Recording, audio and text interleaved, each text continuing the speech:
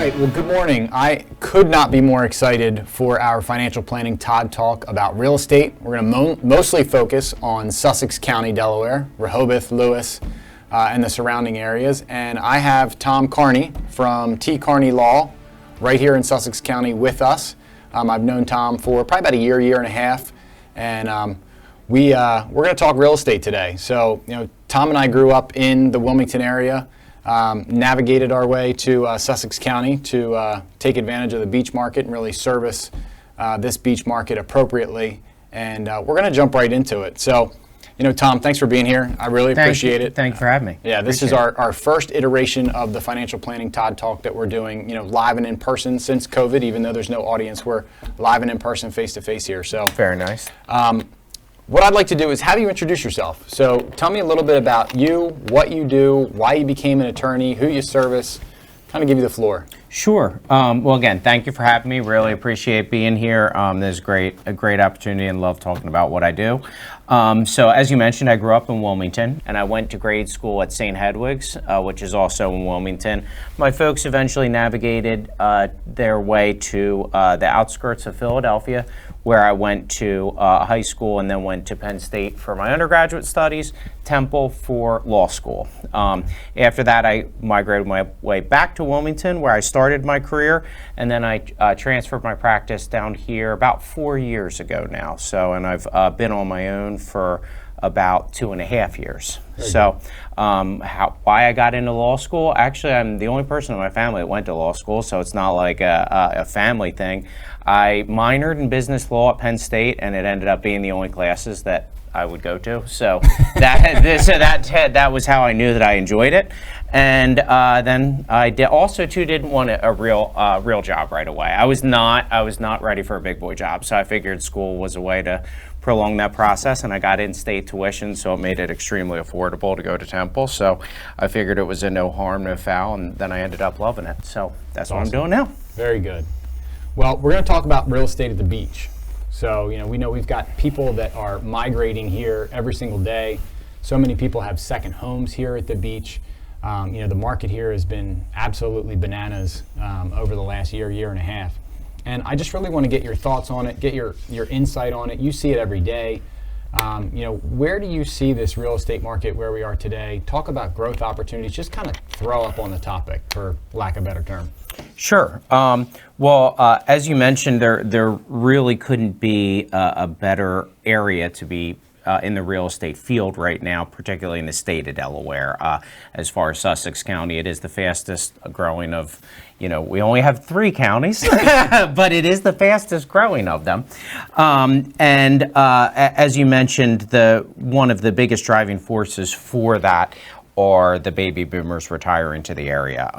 Probably about 60% of the settlements, residential settlements that I do, are folks between the ages of 50 and 70 years old, all from New York, New Jersey, Pennsylvania, Maryland, Connecticut. And because of our low property taxes, which average, between $1,500 and $2,500 a year annually, they're paying that a month wherever they're coming from. So they cash out on property that they've paid the mortgage for 30, 40 years, no longer have any debt on it. They sell it, move down to Sussex County, and then they get themselves at least $1,000 a month annuity just in the property taxes that they're not paying. Right. So because of that, it became a huge retirement capital. Recently, we were number 2, I believe, on the AARP places to retire. So, in that regard, it's really become a terrific thing for the state, and in that respect, it is growing like a weed. I mean, you have you're 2 hours from an airport, you're 2 hours from New York, Philadelphia, all these different areas. And, people can also have their family at the beach. It's a moderate temperature and a relatively low cost of living. So that has created for a lot of the demand for the new construction in the area. When you think about, where these people are moving to, right? You've got a number of resales that are in the area. Well, actually, maybe not that many because inventory is kind of low. And we've got some pretty good home builders here as well. We got a lot of custom home builders too. So when these folks are moving into the area, do you see them going more towards, existing homes or new homes, or is it a split? In reality, Todd, it's actually a split. Okay. I think recently, obviously, because of the low inventory that you had mentioned, which is about 60% down from where it ordinarily would be, the new construction has been a safer avenue for folks to identify a property, even if it might not be completed in a year or two. They know that it's going to be built. They know that they're going to get a home, as opposed to a situation where you're putting in 5, 10, 15, 20, different offers and losing. Buyers are definitely hitting that exhaustion point, so to speak, and going with the new construction because they know that they're ultimately going to have a home. But generally speaking, it's about 50-50, I would say. Okay. You had mentioned in an earlier conversation that we had that multifamily seems to be an opportunistic area right now. Whether that's for investment or for living, I'm not sure. But do you want to talk a little bit more about that, multifamily and the beach? Yeah, so most of my clients are looking for multifamily investments in the Sussex County area.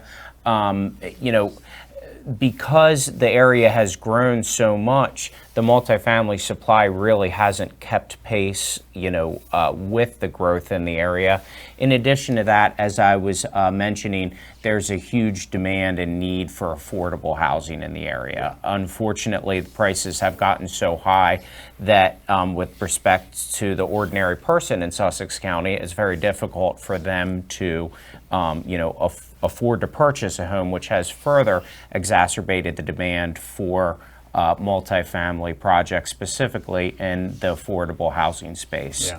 So when you're talking about multifamily purchases, you're talking about investors looking for properties that they can then offer for rent. Is that accurate? That's correct. Okay. Yep. Either most of the time it's ground up in Sussex County, but there's also 2 times where you can find a building that you can repurpose into apartments, so to speak. But most of the time, it is ground up development. Yeah. And I know too, when you've got gas prices rising and most of the people that are working in the Rehoboth and Lewis area aren't living here, that's just compounding the issue of the workforce problem that we have kind of left over from last summer as well. Yeah, absolutely. And in addition to that, what I have seen in an aging population, which we absolutely have here, is that even with competitive taxes, cost of home ownership, there's a cost. Yeah. It's not free. Between Right. your taxes, insurance, HOA, carrying costs, things of that nature, if folks get to a point in their life where they might say, $1,500 a month rent. If I want to leave, I can leave. I can do whatever it is,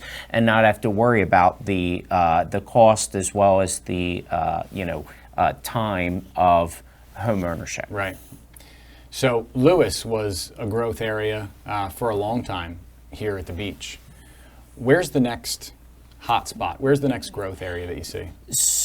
Now, obviously, I don't have a crystal ball. So, and I would be, none of us do to a certain regard. But as I was mentioning, I believe the next growth area is Milton. Okay. I do have a client that has a proposed project up there. It's about 1,200 units. Wow. The tract is about similar to the size of Milton.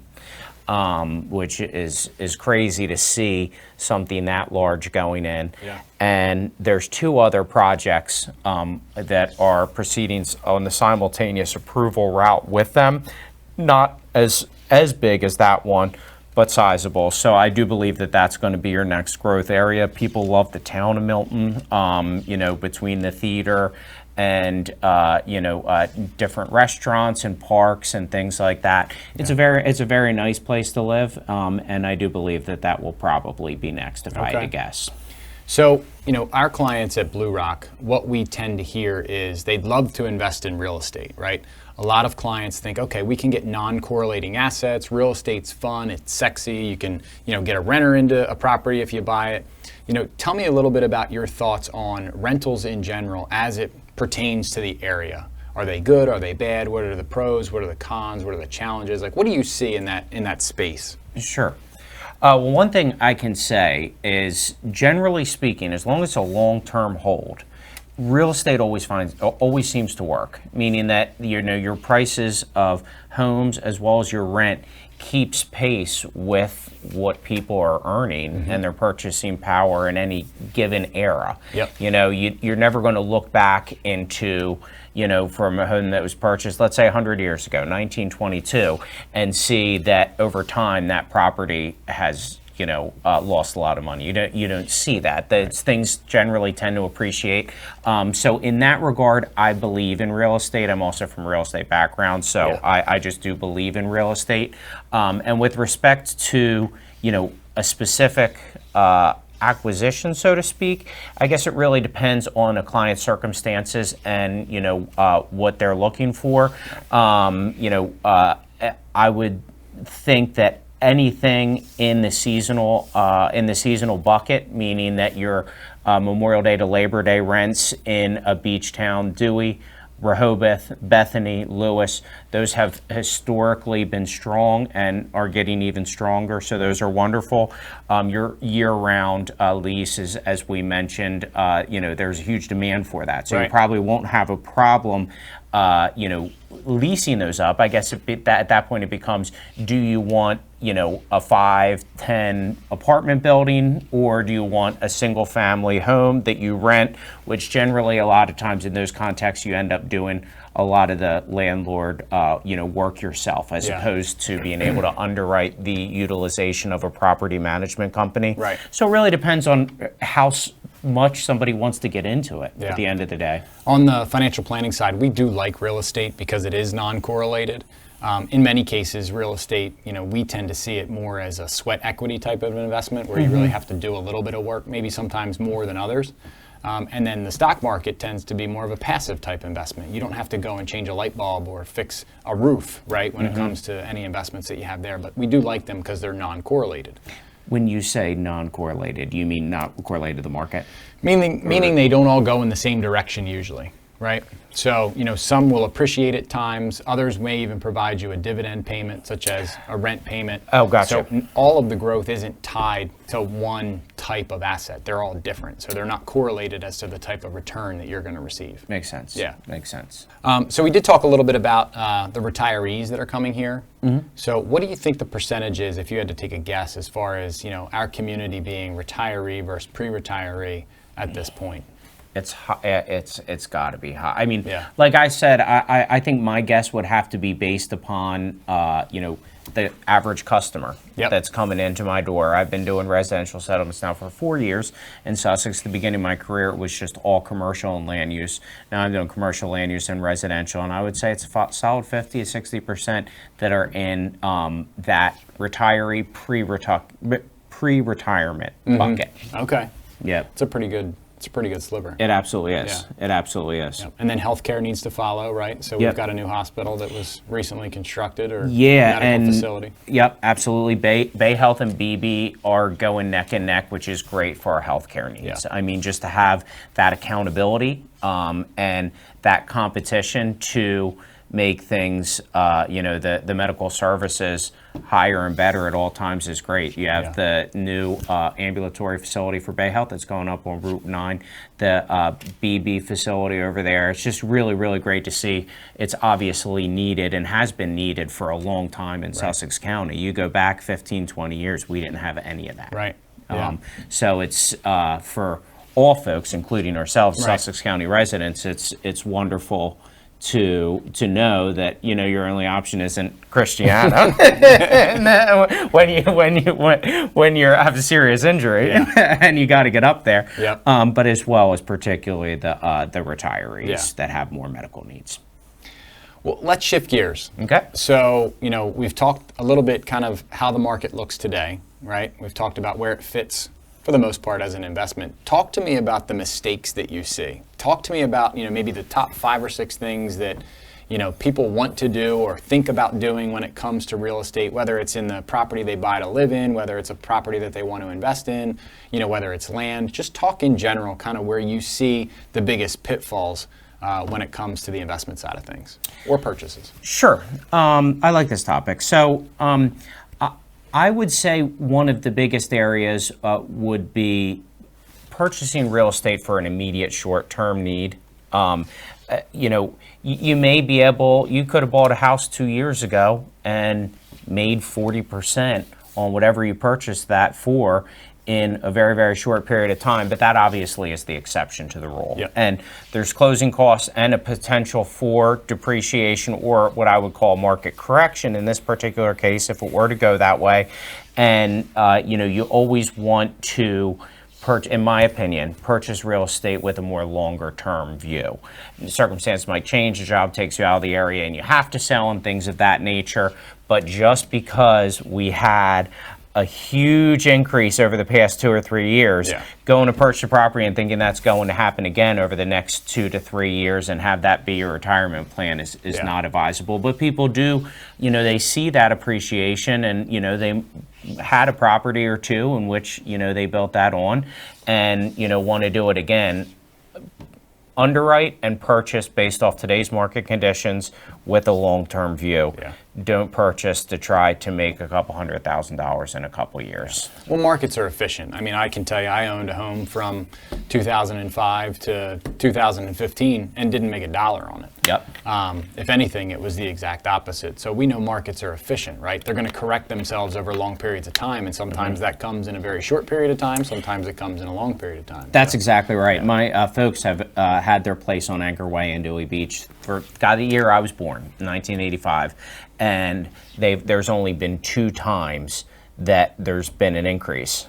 One was, I think it was mid to late 90s, and then again recently. So, and they were both huge increases. But beyond that, you know, there hasn't been. So I do believe that you just saw, you know, obviously the recent market adjustment, coupled with low inventory and low interest rates, that, you know, has even exacerbated and pushed that appreciation, you know, forward a little bit more. Talk a little bit about, in the mistake realm still, refinancing equity out of a property. Talk to me about that a little bit.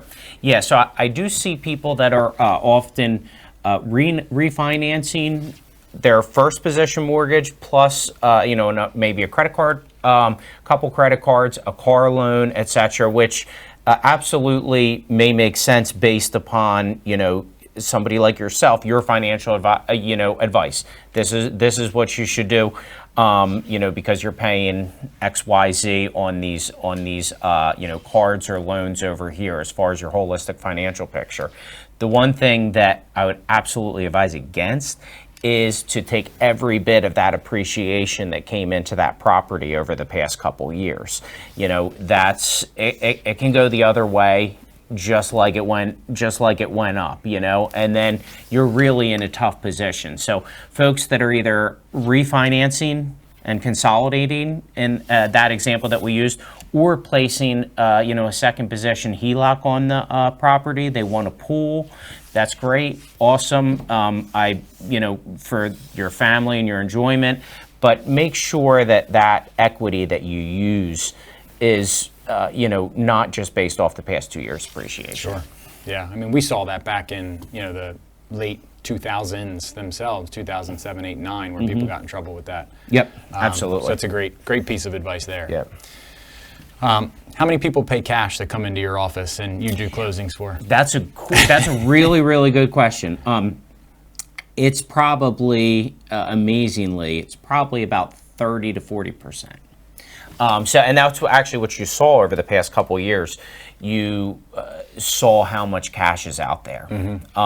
So in addition to low inventory and you know, low interest rates, and post-COVID, home becoming everything and people being able to move to where they want because they can work remotely, everything else, you saw a tremendous amount of cash out there in the market, which has created for what I refer to as more of a true appreciation, meaning that, you know, it's not all debt services that could eventually come crashing down. If somebody overpays by 20, 30% and it's cash, they don't care, you know, and so I get an active pulse on not only you know, the number of purchasers that are cash, but also in title who has debt services and who doesn't. I just reviewed about 8 title searches before coming here. 4 of them were cash. So 4 of them had no mortgages. Right. 4 of them had mortgages. Yeah.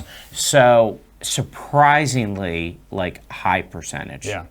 And, when we talk about this from the financial planning perspective of things, we have clients that it actually does make sense for them to pay with cash for a property just simply because they don't need to have debt on it, right? They've got plenty of money to be able to live their life, not worry about, paying a mortgage and just be done with it. Are there efficiencies that can be created in certain circumstances? Sure, but that's the quantitative side of things, right? Mm-hmm. Invest that money, get a mortgage at 2, 3, 4%, whatever the rate happens to be. Chances are you're going to make more money in the long run off the investment than you will by paying that mortgage. However, like I tell everyone, there's the quantitative side of things, and then there's that qualitative side of things. How do you sleep at night? Yep, exactly. I went through this recently with my mom. I tried to, her and my dad, they don't have any mortgages on either of their houses, and that was a very big deal for them. Just like anybody, you make that mortgage payment every month, and then you get to the point where you finally pay it off. Right. I tried to explain that concept of the quantitative side to my mom, and she was not having it. She said, I don't care. I'm 68 years old. Why the bleep would I want a mortgage?" And that's exactly right. Yeah. So that's I always try to remind people of the quantitative, but understand that the qualitative is probably most important. Yeah. You know what I mean? Especially with the population down here, right? If we're starting to get a little bit of an older population, chances are they're going to lean more towards, I don't want to deal with it, and then caring about what they could, make on that money. So. Absolutely. And while on the subject too, the other thing that, not having debt service on the property always allows for an ability to do a reverse mortgage later on in life if you need to. Yep. We have 2 reverse mortgages, in the office right now. That so you get to a situation where you're living longer than you had anticipated, or there's been change in financial circumstances and you need it. You can always do that. Well, the other thing is too, reverse mortgage has always been somewhat of a dirty word. When you think about mortgage, you say reverse mortgage, and immediately people go, "I don't want to do that." It's like, well, can you tell me what it is? And they're like, "I don't know. I just know it's bad." Yeah. So it's one of those things where education is very key. We see it as a potential tool when folks don't have heirs, right? If they've got nobody to really leave the property to, why leave all the money trapped inside that property if you have the ability to spend it while you're here? Yeah. So again, that's just another what we call tool in the toolbox. Yeah. So Absolutely. the area that we live in, right, Sussex County, there were some very smart people a very long time ago that said, "Hey, you know what? We're going to lease this land to you. You can put a property on it if you want to, but we're going to hold that land and then charge you land rent on that." Talk to me about that. What do you think about that? I think it's the greatest thing that anybody ever came up with. I really, really do. There's you see a lot of it down here. In the northern part of Dewey Beach, there's a lot of land lease there. Rehoboth by the Sea is the lessor, the name of the company that initiated those land leases, and then a lot of your mobile home parks, those are land leased properties. So you have the fee holder that is the landlord, the tenant that essentially just rents the dirt off the landlord, and their mobile, everything on it is their responsibility. So the landlord has no, obligations to, repair or, anything else. Everything on there is considered more of your personal property, so to speak, and that's your obligation as the tenant to take care of. It continues to generate income and also to reserves one of the most incredibly valuable pieces in my mind as far as wealth creation. When I look at my clients and especially the developer clients, their assets under management is where their net worth is, and if you can have a way of generating revenue and doing what real estate is supposed to do in that regard and generate revenue for your company, your family, yourself, and still not give that away, that's terrific. That's the best of both worlds. Very good. Yeah. As someone who's a buyer and they're considering whether to go fee simple and buy the land or to purchase a property that's in sort of a leasehold, What do you advise, or what do you want them to consider as they make these decisions? I always try to advise of a fee simple purchase. Yeah. It's the highest and best form in which you can take real estate. Yeah. That said, my main advice is for somebody to be able to make a knowledgeable and informed decision with respect to their path forward. Yep. Know what that land lease is, and that after a certain period of time, that you will no longer have a right to that property. Yeah. As you mentioned, people without heirs, they're historically, it was more affordable to purchase land lease. I settled a property with $1 million land lease recently. So believe it or not, you can spend that kind of money on, a land lease. Right. So that's not necessarily, it's not necessarily the affordable component anymore. But having a client understand that after 20, 30 years, this is no longer yours. And, for some people that absolutely works. Yeah. The main thing is understanding and knowing that. Very good. So one thing that you put together, which I thought was pretty interesting, as far as something to consider as a potential mistake, is not to purchase in a community that restricts rentals. Tell me about that. We live in a resort community, so tell me about that. More and more of your communities are pushing towards, either no rentals or, a minimum rental term of at least 30 days. Okay. So that they know that the tenants that are there are going to be year-round. If you put a 30-day restriction on it, it's most likely going to be a year-long lease. It's most likely going to be where somebody is living. The purpose behind the restrictions is the quality of life of the unit owners, obviously. You don't have people coming and going. You don't have a property changed on a week long. You don't have people coming in and partying and, leaving the chairs, the furniture everywhere, etc. But at the same time, there definitely is an equity component with respect to the property that can't be overlooked, meaning that the ability to rent is going to expand potential purchasers of a property, which will, by extension, impact purchase price and your property value. Yeah. In addition, you have not only the resale component, but you also have your own personal life that, again, the concept where somebody, gets relocated for a job. Just had a client the other day is moving back to Pennsylvania and they're going to be renting their property. You'd be in a circumstance where you may not be able to if you're in one of those certain communities, and then you're forced with either paying a mortgage for a vacant property or just selling it, and you may not be in a position to sell it, depending on the circumstances and timing of that. Yeah. So it's something that is, and that's why I wanted to discuss that, because it's, I never experienced that much in Newcastle County with respect to those restrictions. It just wasn't a resort area, so it wasn't a thing. Yep.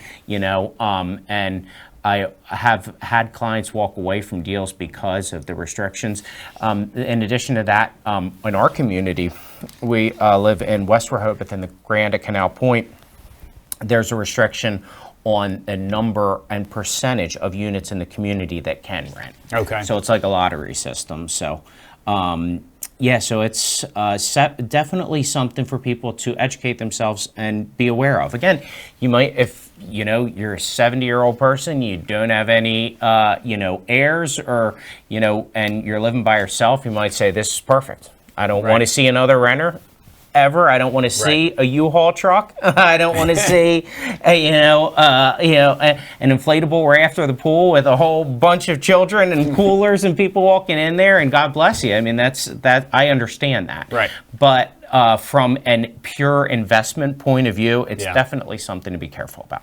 So, something you mentioned is that, if you don't have that flexibility, it could impact prices. You've seen people walk away even when they realized that there wasn't a rental clause in there. How much impact do you think it really has? I know some communities that are down here, Rehoboth Beach Country Club, for example, doesn't allow renters, at least in certain sections for certain, but those properties don't have any problem appreciating. Other communities, I would say, they probably do. Yeah, I would say probably it would be more of, it would impact more townhomes and middle of the pack value wise, so to speak. Yep. We're in a townhouse. The Grand is a terrific neighborhood, one of my favorite neighborhoods in Rehoboth, but it's not, never will be RBYCC. That's a different, you could have people paying $2, $3, $4 million for a house over there that they walk into 10 days out of the year. Right. So it's just different. Yeah, I would definitely say more of the multifamily, condo as well as townhome. And those are easier to rent as well. We have zero maintenance. We have quarterly HOAs, and that takes care of everything up to the front door. Yep. I've never had to do anything outside of my house at all. Would I rent that? Sure. Would I want a single family house and know that we have the lawn cut, you have to do this, that, and the other, and it really depends. Your asset and property are in the hands of how good your tenant is or not. Sure. I don't know. That's a different endeavor. Yeah. So I think it probably impacts more of the condos, townhouses, and relatively middle value homes. So one of the other things that we're seeing is, people are making offers on property and then they get outbid and then they get outbid again. So they know if they're going to come to play, they've got to come with their best offer. And in many cases, that's going to be above what the appraisal will come back for. So tell me what you're seeing when someone's coming to a closing and the appraisal is set at X, but yet the purchase price is at Y. How are they dealing with that? Yeah, so you see it a lot right now. It's probably about 1 to 2 in 10 that has an appraisal that comes below the sales amount. If it's cash, it doesn't even matter, and you probably wouldn't have an appraisal. The appraisal is for the lender's a security instrument on the property. So the lenders lien on the property, they require it, and it's become so common now, you actually have an appraisal addendum that specifically says that the buyer will make that up in cash. So a lender's not going to just proceed forward and increase the loan value, right, or it won't come from the lender. It's got to come from one of two places, the borrower or the lender. Right. And that gap, so to speak, between the appraisal and the agreed upon sales price has to be bridged and paid for out of pocket by the buyer. Okay. And how many 1 and 2 out of 10 right now? 1 to 2 out of 10. Yeah, so quite a bit. You see that growing?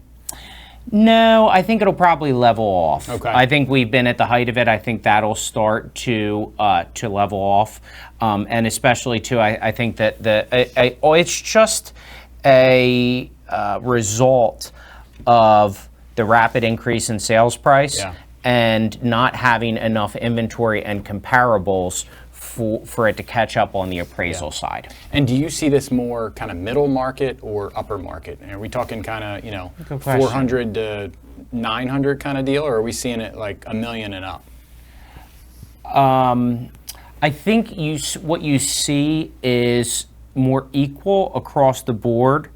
What you see more of a problem being is a buyer in the middle of the pack homes making up that difference. So you might see more of a deal fall apart because of a gap between an appraisal and a lender loan value in that range.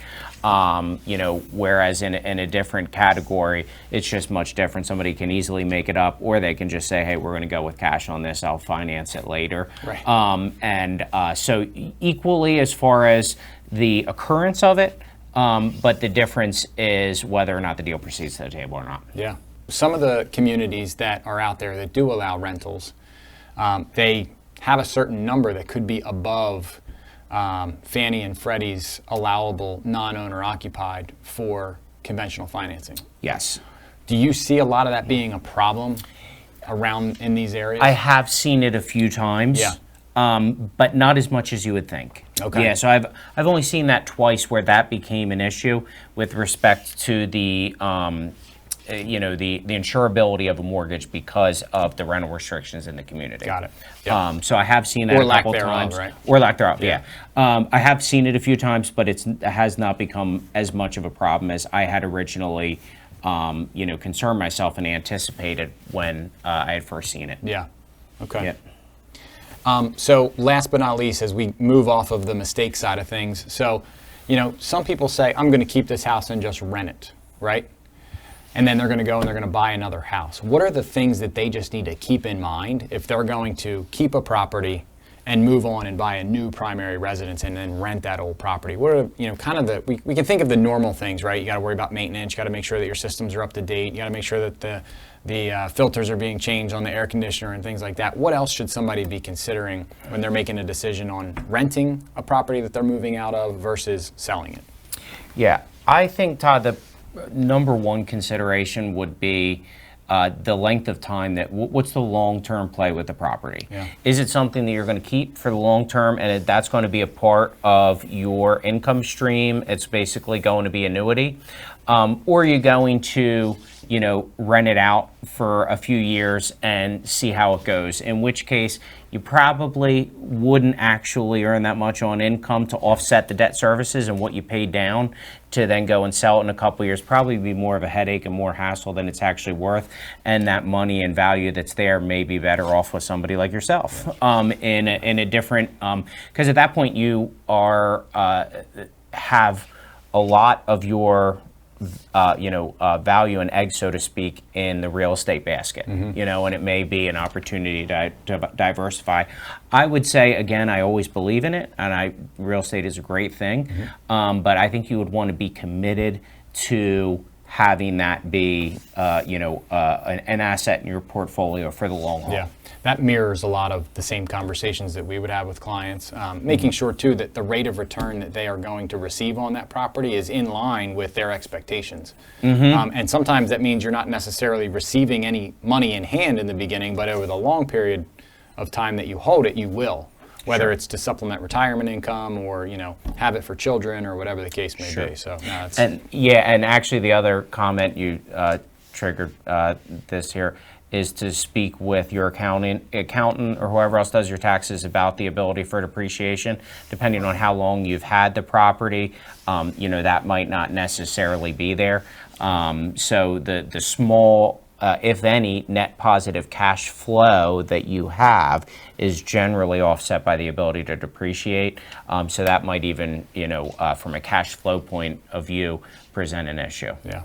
Now let's talk about interest rates in the market where we are today and the shift that we've seen just since the end of the year, right? Just since the end of 2021 until now, the interest rate market is completely different than it was. Yep.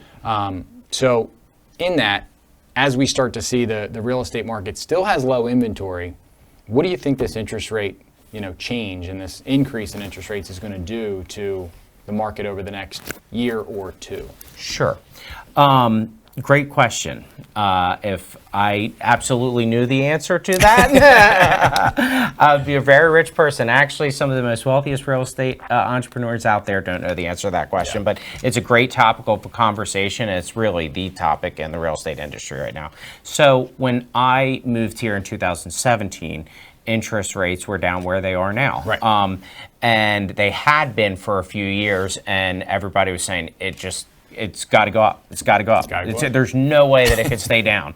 Now we're 5 years later. Right. So it is just absolutely fascinating in that regard. So I think from one point of view, I think you still maintain that same mantra that it has to go up. So it will be going up for a number of different reasons, which will obviously decrease a buyer's purchasing power. So as soon as everybody can only afford so much per month. And when interest rate rises, that increases your mortgage payment. As I shared in some of the materials that I've read, 1%, generally the rule of thumb, 1% increase in real estate, interest rates decreases your purchasing power in real estate by 11%. Okay.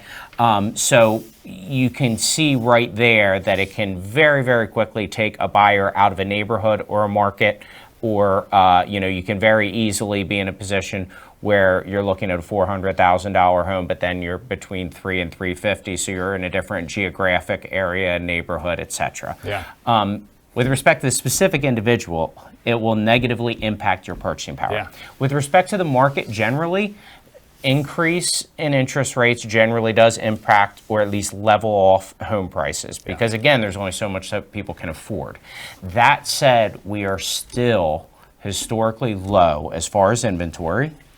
And as we mentioned, there's still such a high percentage of people out there that are purchasing cash. Yep. That because of those two factors, I don't think the increase in the interest rates will impact the price point in real estate as much as it otherwise would if those two factors weren't present. Yep. So I think it'll probably be a net, but I think you're still going to continue to see a little bit of value increase, but I think you're pretty much at the top. Yeah. Again, just my opinion. Yeah.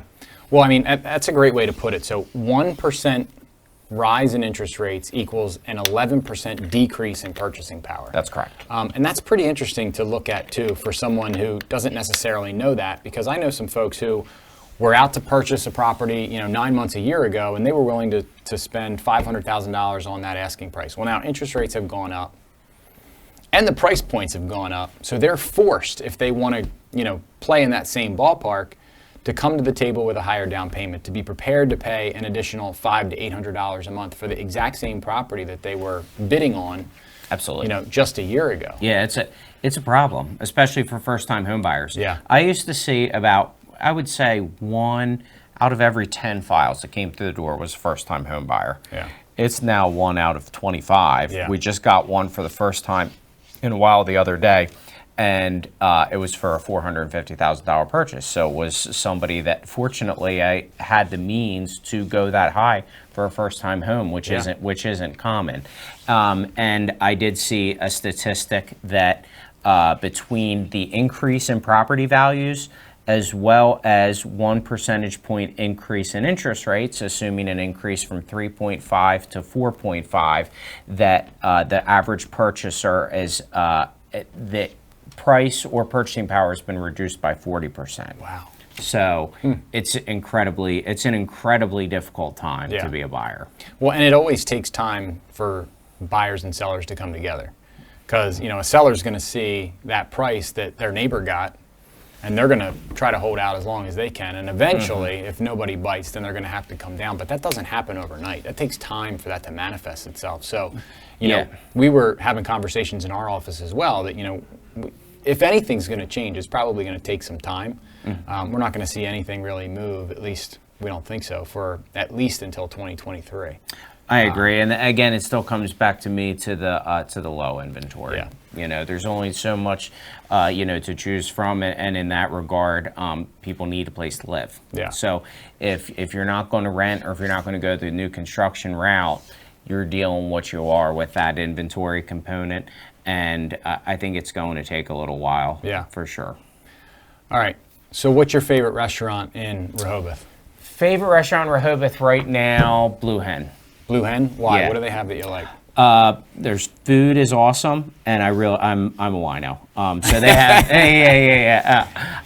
they have fantastic wine at a really nice price. Nice. Yeah. So for sure, Blue Hen. How about you? My wife and I find ourselves at Agave on a regular basis. The new one? The new one. Okay. Yeah. Very nice. Sitting at the bar as much as we can just to hang out and talk to people. Very nice. The guacamole tends to be the go-to, and whatever else is on the menu. But the social aspect is good. Yeah. Once we hit the summer, it tends to be Bottle and Cork, which doesn't serve any food. And of course Starboard and Woody's, but that's a different time, different crew. So. There you go. Yeah. There you go. Awesome. You gonna be moving anytime soon, or you like where you are? I think we like where we are. I'm probably going to stay. Yeah. I mean, for me personally, I guess it's kind of, I just went on my own. My partner just went on his own 2 or 3 years ago. So right now, I think we're just getting used to, all the changes that we have. So instinctually, when I saw what the property next door traded for, I wanted to put all of our stuff in a box and put a for sale sign out. But, just like the problem everybody has is then you're on the buying side of it too. Sure, you can, sell it. I think eventually probably I see ourselves more in a single family setting. The townhouses that we live in, they do rent. We're in a rental community, and I have no problem with it because we might want to do that one day. And I'm a real property rights guy, so I believe that everybody should be able to do what they want with their property within reason. But you'll have summer months where all of a sudden, it's 1, 2, 3 o'clock in the morning. I go to bed at like 8, and there's people outside like still carrying on, and like So from that aspect, I think we'll ultimately get something. When I grow up, be like you. Before we split, so West Rehoboth. West Rehoboth for years and years and years, nobody would touch, right? And then as time has gone on, we've seen quite a regentrification of the area. We still have some folks that have lived there for a very long time who are still living there, but then right next door to them, there are properties that are for sale, even just lots for $500,000, $550,000. Talk to me a little bit about, the kind of the last area that's east of Route 1 that's really seen some change. What do you think about West Rehoboth? First of all, I'm in West Rehoboth. The community we live in is technically West Rehoboth, so I have a bird's eye view of what's going on there. I absolutely love West Rehoboth. As far as lifestyle, from proximity to town, the beach, the outlets, Route 1, it's a great location physically. To your point, the whole West Rehoboth area, which is, has provided, housing and homes to generation upon generation of, Rehoboth residents, is now starting to be developed. It's taken a heck of a lot longer than I would have anticipated, but you see that people have pride in their property and their home and where they live and where they're from, and they're not just going to walk away from that for a big check from a developer. So I do think over time you're naturally going to see it be all regular single family homes and things like that, but it's absolutely the last growth area. And what's terrific for folks, because I do know people that were born and raised in West Rehoboth, and particularly the African American community, that for them it is changing because you see that development coming in.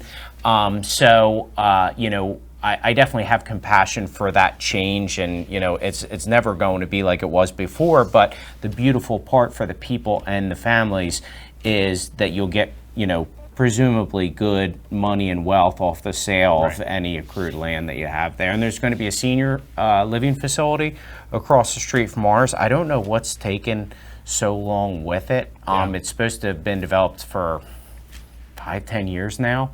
But you're gonna get to a point that whole area along Hebron Road, it's called, from kind of the car wash back towards the Glade and the marsh areas, that will all be developed. You're seeing a lot of spec homes more there, as opposed to the difference between that area, and this is the last one, we'll talk about this forever, but the difference between the West Rehoboth area and other growth areas, Lewis, Milton, etc., that land isn't held by a farming family, so it wasn't farming land. So what happens there, and I represent a lot of them, they take their old assets that they're no longer farming or using, and they sell it along for development purposes. If that was the case there, you would have already seen that happen. It's all lot and block. So it's a really lot of, and now a lot of them are a little bit bigger portions of land than, what you'll see downtown, but they're all privately held, property that has been in families for generations and generations. So you're going to see that turn take a little bit more time, but it'll eventually get there. Yeah. Very good. So, well, Tom, thank you for being here, being a part of this. I appreciate having the most distinguished and up-and-coming attorney in Sussex County that's here. Than't you for having me. I appreciate that. I mean, real estate's such a hot topic for just about everyone. It's around us. We sleep inside pretty much every night. So, real estate is top of mind for many people, and the way that the market has been going. Having you on and getting a chance to get your professional opinion has been amazing. I appreciate that. I really appreciate it. I love talking about what I do.